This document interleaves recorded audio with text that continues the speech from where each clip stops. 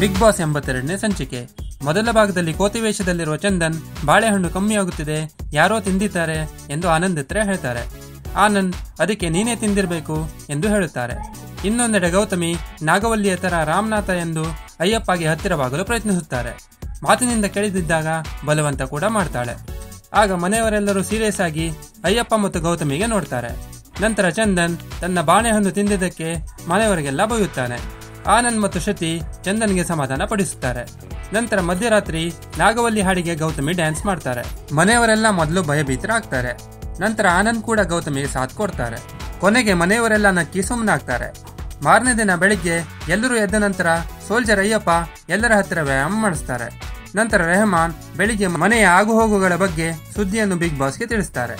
ನಂತರ ಗಾರ್ಡನ್ ಏರಿಯಾದಲ್ಲಿ ಶ್ರುತಿ ಮಾತಿನಲ್ಲೇ ಅಯ್ಯಪ್ಪಗೆ ಕಾಲೆಳೆಯುತ್ತಾರೆ. ಕೊರವಂಜಿ ವೇಷದಲ್ಲಿರುವ ಶ್ರುತಿ ಸೋಲ್ಜರ್ ಅಯ್ಯಪ್ಪಗೆ ಪೂಜಾ ಮತ್ತು ಗೌತಮಿ ಬಗ್ಗೆ ಇಂಡೈರೆಕ್ಟ್ಲಿ ಪ್ರಶ್ನೆ ಕೇಳಿ ಕಾಲೆಳೆಯುತ್ತಾರೆ. ನಂತರ ಬಿಗ್ ಬಾಸ್ ಚಂದನ್ಗೆ ಕನ್ಫೆಷನ್ ರೂಮ್ಗೆ ಕರೆದು ಮನೆಯ 3 ಜನರಿಗೆ ಕಪಿಲ್ ನೃತ್ಯ ಹೇಳಿಕೊಡಬೇಕೆಂದು ಹೇಳ್ತಾರೆ. ನಂತರ ಚಂದನ್ ಮನೆಯ ಸದಸ್ಯರ ಬಟ್ಟೆ ಟವಲ್ಗಳನ್ನು ಮರದ ಮೇಲೆ ಎಸೆಯುತ್ತಾನೆ. ನಂತರ ಚಂದನ್, ಪೂಜಾ, ಶ್ರುತಿ ಮತ್ತು ಆನಂದ್ಗೆ ಕಪಿಲ್ ನೃತ್ಯ ಹೇಳ್ಕೊಡ್ತಾರೆ.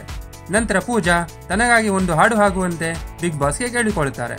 ಆ ಪ್ರಕಾರ ಬಿಗ್ ಬಾಸ್ ಹಾಡು ಹಾಕಿದಾಗ ಮನೆಯ ಸದಸ್ಯರೆಲ್ಲ ಡ್ಯಾನ್ಸ್ ಮಾಡ್ತಾರೆ. ಪ್ರತಿಯೊಬ್ಬರ ಡ್ಯಾನ್ಸ್ ಸ್ಟೆಪ್ ನೋಡುವಂತಿತ್ತು. ಹಾಡಿನ ಕೊನೆಯಲ್ಲಿ ಬಾಳೆಹಣ್ಣು ಕರೆಯುವಾಗ ಕಿಟ್ಟಿ ಸಿಕ್ಕಿ ಹಾಕಿಕೊಡುತ್ತಾರೆ. ರೆಹಮಾನ್ ಕಿಟ್ಟಿ ಬಾಳೆಹಣ್ಣು ಕರೆಯುವಾಗ ನೋಡ್ತಾರೆ ಮತ್ತು ಎಲ್ಲರಿಗೂ ಹೇಳ್ತಾರೆ. ನಂತರ ಬಿಗ್ ಬಾಸ್ OLX ಮಾರಿಬಿಡಿ ಎಂಬ ಟಾಸ್ಕ್ ಅನ್ನು ಕೊಡುತ್ತಾರೆ. ಅದರ ಪ್ರಕಾರ ಮನೆಯ ಸದಸ್ಯರು ಧರಿಸಿದ ವೇಷಭೂಷಣಗಳನ್ನು OLX ನಲ್ಲಿ ಮಾರ್ತಾರೆ. ಅಲ್ಲಿಗೆ ಲಕ್ಸುರಿ ಬಜೆಟ್ ಟಾಸ್ಕ್ ಮುಗಿಯುತ್ತದೆ. ನಂತರ ಬಿಗ್ ಬಾಸ್ ಟಾಸ್ಕ್ ನಲ್ಲಿ ಮನೆಯ ಸದಸ್ಯರು ಮಾಡಿದ ತಪ್ಪುಗಳನ್ನು ತಿಳಿಸುತ್ತಾರೆ. ನಂತರ ಟಾಸ್ಕ್ ನಿರ್ವಹಿಸಿದ ಬಗ್ಗೆ ಪ್ರತಿಯೊಬ್ಬರು ಡಿಸ್ಕಸ್ ಮಾಡಿಕೊಳ್ತಾರೆ.